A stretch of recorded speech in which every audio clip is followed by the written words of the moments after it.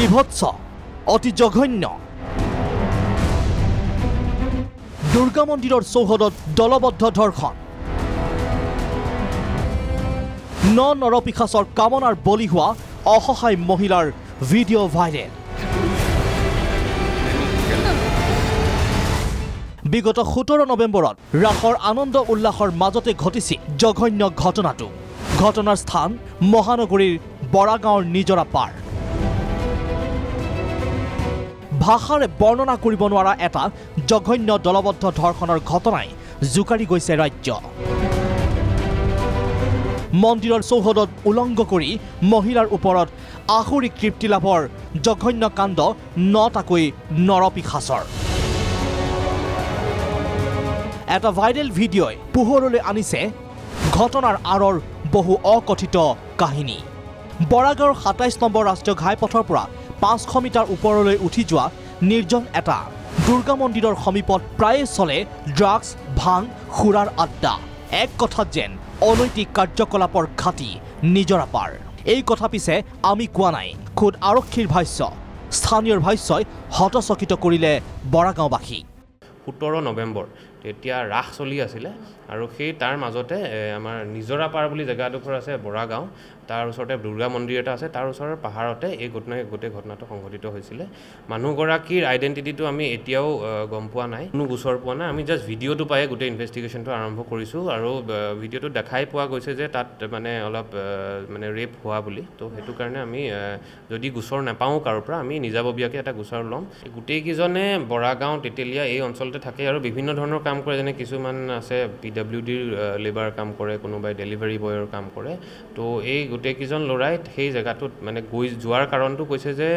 মানে তেওঁলোকে তাত কোনোবাই মদ খাব গৈছিলে কোনোবাৰ দুই এজন মানে কৈছে আমি ভাং খাব গৈছিলোঁ তেনেকুৱা টাইপৰ কথাবিলাক কৈছে তো অকণমান আইচলেটেড জেগাটো একদম পাহাৰৰ ওপৰত জেনেৰেল মানুহ কোনো নাযায় তাত তো সেইটো জেগা তেওঁলোকে ইউজ কৰিছিলে যে মানে এনেকুৱা ধৰণৰ বেয়া কামৰ কাৰণে 17 নৱেম্বৰত নিশা 9জনীয়া এটা গেঙৰ ভয়ংকৰ পৰিকল্পনা ৰাগ চাবলৈ বুলি লৈ যোৱা মহিলাগৰাকীক এজন যুৱকে পূৰ্বৰ পৰিকল্পনাৰে লৈ গৈছিল নিজৰা পাৰৰ সেই নিৰ্জন ঠাইখিনিলৈ য'ত নৰপিশাচকেইটাৰ আহুৰিক অত্যাচাৰৰ বলি হৈছিল মহিলাগৰাকী ইতিমধ্যে আৰক্ষীয়ে লাভ কৰা ভিডিঅ'ৰ জৰিয়তে অভিযুক্তক চিনাক্ত কৰি 8 অভিযুক্ত গড়চুক থানাত মাৰাথন জেৰা ঘটনাৰ মাষ্টাৰ মাইণ্ড বৰাগাঁৱৰ ৰবীন দাসৰ নেতৃত্বতে এই জঘন্য কাণ্ড আন অভিযুক্ত বৰাগাঁৱৰ গাখীৰ চকৰ কুলদীপ নাথ বৰাগাঁৱৰ শিৱনগৰৰ বিজয় বৰাগাঁৱৰ নিজৰাপাৰৰ পিংকু দাস বৰাগাঁৱৰ নিজৰাপাৰৰ গগন দাস বৰাগাঁৱৰ গৌৰৱনগৰৰ সৌৰভ বড়ো পশ্চিম বৰাগাঁৱৰে নিজৰাপাৰৰ মৃণাল ৰাভা তেতেলীয়াৰ দীপাংকৰ মুখীয়া এইফালে আৰক্ষীয়ে উল্লেখ কৰা মতে অভিযুক্ত কেইটাৰ বয়স 18ৰ পৰা 23 বছৰ কৃষ্ণ নামৰ আন এটা অভিযুক্তৰ সন্ধানত বৰ্তমান আৰক্ষীৰ অভিযান তীব্ৰতৰ আমি ইনভেষ্টিগেশ্যন ইতিমধ্যে আৰম্ভ কৰিছোঁ আৰু ফাৰ্ডাৰ আমি ইনভেষ্টিগেশ্যন চলাই আছোঁ যাতে কেছটো প্ৰপাৰলি আমি বিল্ড কৰোঁ ল'ৰাকেইজন গোটেইকেইজন 18ৰ পৰা 22 বছৰ তেনেকুৱাৰ ভিতৰতে সবতছে সৰু ল'ৰাজন 18 বছৰ আৰু সবতছে ডাঙৰজন 23 বছৰ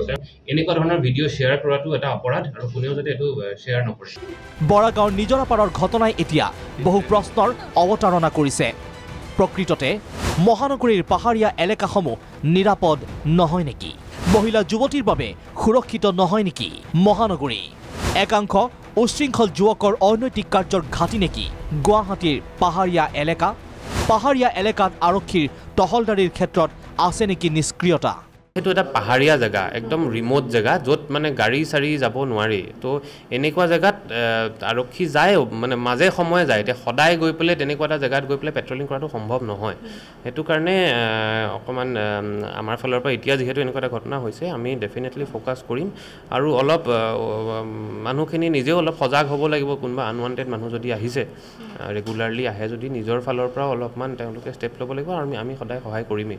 দুৰ্গা মন্দিৰৰ চৌহদত ড্ৰাগছ সেৱন ধৰ্ষণে হতচকিত কৰিলে সভ্য সমাজক আমাৰ মোবাইলে আহি গ'ল এতিয়া আমি মোবাইলৰ অহাৰ পিছত আমি গম পালোঁ আহি পালে মানে লাজ লাগিলে লাজ পাই কিনি মোৰ মোবাইলটো মই ডিলিট কৰিছোঁ লগে ডিলিট কৰি দিছোঁ ঘৰৰ কথা আছে তাৰপিছত গম পাই আমাৰ ৰাইজে গম পোৱাৰ পিছত আমাৰ ৰাইজে এখন মিটিং কল কৰিলোঁ মিটিং কল কৰাৰ পাছত আইনেতো এতিয়া একো কৰিব নোৱাৰে আইনে আমি আইনৰ ওচৰত গ'লোঁ ৰাইজৰ আইনৰ ওচৰত গৈ আইনত এজাহাৰ এখন দিলোঁ দিয়াৰ পিছত পুলিচে আজি মানুহকেইটাক উঠালেগৈ এনে ভয়ংকৰ ঘটনাই এতিয়া গা লৰাব পাৰিবনে স্মাৰ্ট আৰক্ষীক শেহতীয়া খবৰ মতে মহিলাগৰাকী এতিয়াও কাষ চপা নাই আৰক্ষীৰ যাৰ বাবে ভুক্তভোগী মহিলাৰ উদ্ধাৰ হোৱা নাই পৰিচয় ইতিমধ্যে বৰাগাঁও থানাত মহানগৰ আৰক্ষী আয়ুক্ত উপস্থিত হৈ ঘটনাৰ পুংখানুপুংখ তদন্ত অব্যাহত ৰাখিছে ভিডিঅ' জাৰ্নেলিষ্ট ক্ষীৰকৰ সহযোগত ইফতিকাৰ চৌধুৰী আৰু ববিতা গগৈৰ ৰিপৰ্ট প্ৰাগ নিউজ